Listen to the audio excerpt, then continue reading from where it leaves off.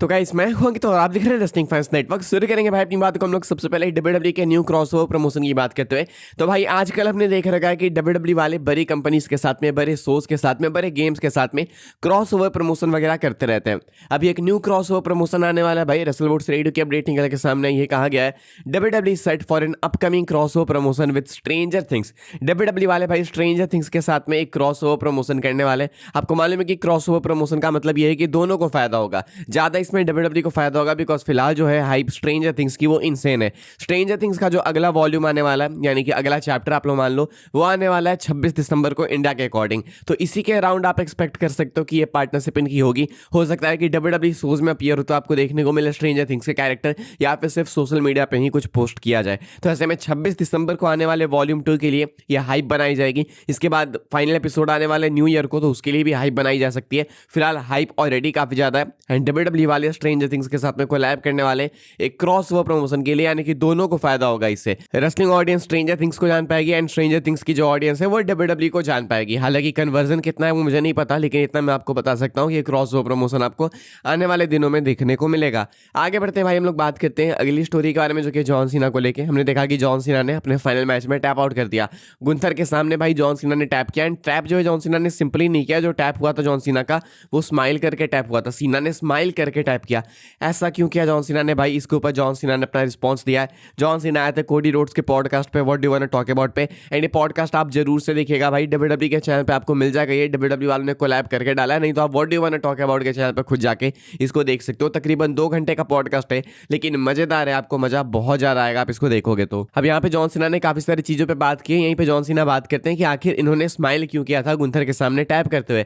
John Cena कहते हैं कि अब देखो हुआ क्या, कि मैंने अपना करियर बहुत अच्छे से बिताया। जो डेकेड्स निकले मेरे वो बहुत ब्यूटीफुल निकले। मेरे पास बहुत सी मेमोरीज हैं, बहुत से आइकॉनिक मोमेंट्स हैं, बहुत से ग्रेट राइवल्स हैं, राइवलरीज हैं, हर कुछ है। आखिरी 5 मिनट की बात करें तो मैं चीजों को बस फील कर रहा था कि now it's coming to an end. अब जो चीजें हैं वो अंत हो रही है। तो जैसे एक इंसान पीसफुल डेथ को प्राप्त होता है, जैसे उसके सारे जो अचीवमेंट्स है वो कंप्लीट हो जाती है, जो भी उसके डिजायर्स है वो पूरे हो जाते हैं, जो भी वो चाहता है प्राप्त करना अपनी जिंदगी में वो प्राप्त कर चुका होता है, तो वो एक काफी अच्छी डेथ लेता है। यानी कि चेहरे पे स्माइल रख के वो मरता है। उसके लगता है कि वो सब कुछ अचीव कर चुका है एंड कुछ भी उसे टेंशन लेने की नीड होती नहीं है।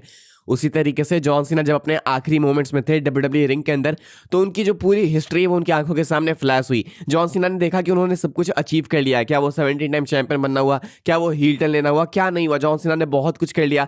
Great rivalries, great matches, great moments, WrestleMania main event, सब कुछ जॉन सीना ने कर ही लिया। तो जॉन सीना को लगा कि उन्होंने सब अचीव कर लिया अपने करियर में, तो कुछ भी ऐसा नहीं है जिसके लिए डिसअपॉइंट हुआ जाए। तो इसीलिए जॉन सीना अपने आखिरी मोमेंट्स में रेसलिंग रिंग के अंदर स्माइल रख के जाना चाहते थे। जॉन सीना ने स्माइल करा एंड उसके बाद टैप करा, ताकि वो एक हैप्पी एंडिंग ले सके, ये नहीं कि काफी डिसअपॉइंटिंग लगे। तो जॉन सीना की ये जो थ्योरी है, ये जो कहानी है, बहुत सही लगी भाई मुझे, कि लोग जब सब कुछ अचीव करने के बाद मरते हैं, जब उन्होंने सब कुछ प्राप्त कर लिया होता है, तो कुछ भी नहीं होता जिसके पीछे उनको वरी करना होता है। वो एक अच्छी डेथ डिजर्व करते हैं, उनको एक अच्छी डेथ मिलती भी है। जॉन सीना भी उसी तरीके से अपने करियर में सब कुछ अचीव कर चुके हैं एंड रिटायरमेंट के टाइम पे एक स्माइल रखनी नेसेसरी थी जॉन सीना के अकॉर्डिंग। तभी उनको फील आती कि हाँ अब मैं एक पीसफुल डेथ की तरफ, यानी इन रिंग रेसलिंग डेथ की तरफ पहुंच चुका हूं एंड अब मेरा समय आ चुका है। तो ये है जॉन सीना की कहानी भाई, कि आखिर इन्होंने क्यों स्माइल किया था गुंथर से टैप आउट करते टाइम। अभी आगे बढ़ते हैं भाई, हम लोग बात करते हैं अगली स्टोरी के बारे में। मैं आपको एक बहुत ही क्रेजी चीज दिखाने वाला हूं भाई, बहुत ही अजीब सी चीज आप इसको बोल सकते हो। जॉन सीना का फाइनल मैच हुआ भाई वॉशिंगटन डीसी से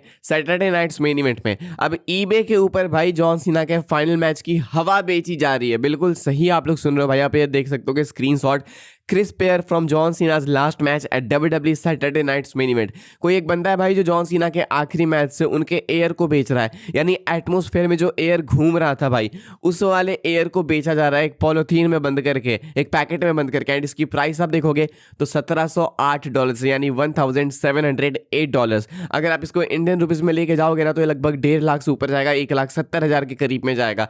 तो ऐसे में भाई जॉन सीना के फाइनल मैच की हवा बिक रही है 1,70,000 के करीब में। अब सोच लो भाई, इतना क्रेजी फैन बेस है जॉन सीना का। एंड मैं अगर ऑनेस्टली बोलूं भाई, तो मैं बिल्कुल भी शॉक नहीं होगा अगर एक्चुअली में जॉन सीना के फाइनल मैच की ये जो एयर है वो बिक भी जाए $1708 में। तो मैं बिल्कुल भी शॉक नहीं होगा, बिकॉज काफी सारे लोग हैं भाई ऐसे क्रेजी जो कि खरीद भी लेते हैं। तो सोच लो कि जॉन सीना का फाइनल मैच कितना मैसिव मोमेंट था। सैटरडे नाइट्स मेन इवेंट की एयर, जॉन सीना के फाइनल मैच की एयर बेची जा रही है। अब उस एयर में सोचो भाई लोगों की सांसें भी होगी, लोगों के पार्ट्स भी होंगे, काफ़ी सारी चीज़ें हो सकती हैं। तो ऐसे में भाई इस एयर को बेचा जा रहा है $1708 में। क्या आप खरीदना चाहोगे, हाँ या फिर ना, लिख के बताना। आगे बढ़ते हैं भाई, हम लोग बात करते हैं केविन ओवेंस की। तो भाई केविन ओवेंस की एक वीडियो निकल के सामने आई है सैटरडे नाइट्स मेन इवेंट से। हमने सीएम पंक का भी रिएक्शन देखा, हमने कोडी का रिएक्शन देखा, बहुत से लोगों का रिएक्शन हमने देख रखा है भाई।